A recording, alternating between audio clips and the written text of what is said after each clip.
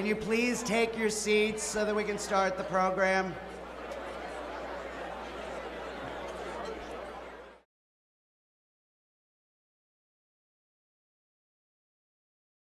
Events like the one he held today, frankly, appear to be nothing more than Band-Aids on a very wounded environmental image. Phil Clapp of the National Environmental Trust says cleaning the air near national parks will complicate a promise Mr. Bush made to help the energy crunch. In his energy plan, he talked about loosening Clean Air Act standards that apply to dirty coal-fired power plants.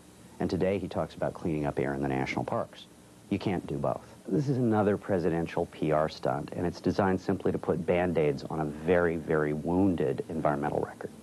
The president likes to talk a lot about national parks, but so far he hasn't even put his money where his mouth is. The proposal is actually much worse than anyone expected. Essentially what it does is say to the utility industry, you will never have to clean up your oldest and dirtiest power plants. Whenever Middle East conflict or high oil prices coincide with an upcoming election, a president starts talking about energy independence. President Bush has spent his first 2 years in office rolling back 30 years of environmental protections and placing the interests of major corporations, particularly in the oil and chemical industries, ahead of the public health and safety of average Americans. I've been working in this field for 30 years. I first went to work on Capitol Hill in the 70s, working on environment and energy issues.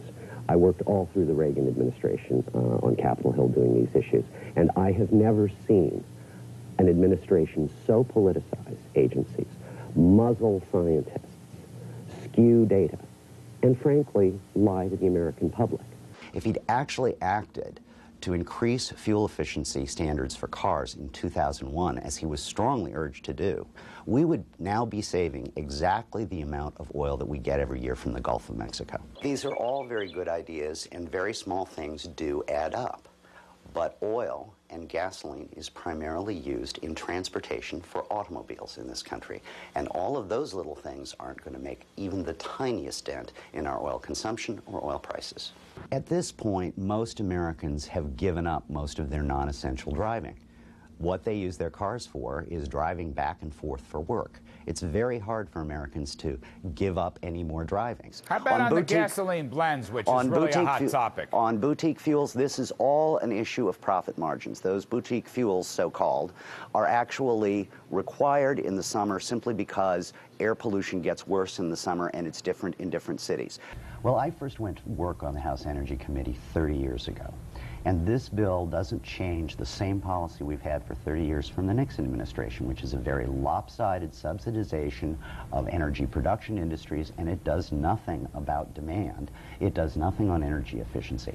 Out of the subsidies in the bill, you only have about 25% of them that go to renewable energy and energy efficiency. And most of those are just extensions of just existing tax credits.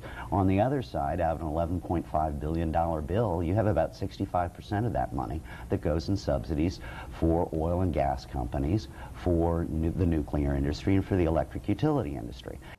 Because the science is what drives the media coverage.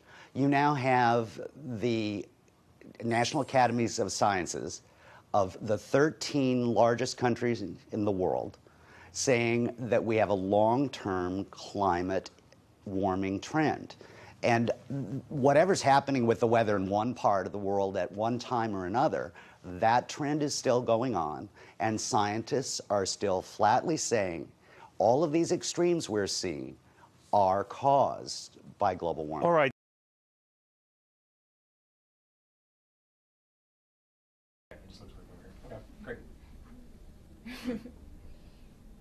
Suddenly it becomes a fashion expert. The president is an asshole. Okay, we got that on tape. You got that on tape? Oh, good. Yeah. But at the very end. Save that for my confirmation here.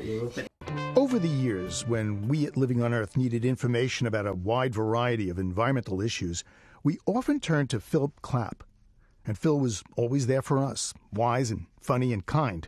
Phil Clapp was Deputy Managing Director of the Pew Trust's Environmental Program. His specialty was global warming, and this is what he told us back in 1997 after the first Kyoto Climate Change Summit. The most important piece is that we have to work with the developing countries to bring them in a way that recognizes their level of economic development, the aspirations of their people for an improved lifestyle. I thought one of the most apt statements at this conference was someone said that what we really had here was the nations of sport utility vehicles telling the nations who rode bicycles that they could never even have a scooter. And that, in essence, is a very, very serious limitation on their ability to improve their lifestyles. And what we have to do is put together a package that really recognizes their state of development. The world will have to come to terms with climate change without the wisdom and wit of Phil Clapp. He died September 17th at the age of 54.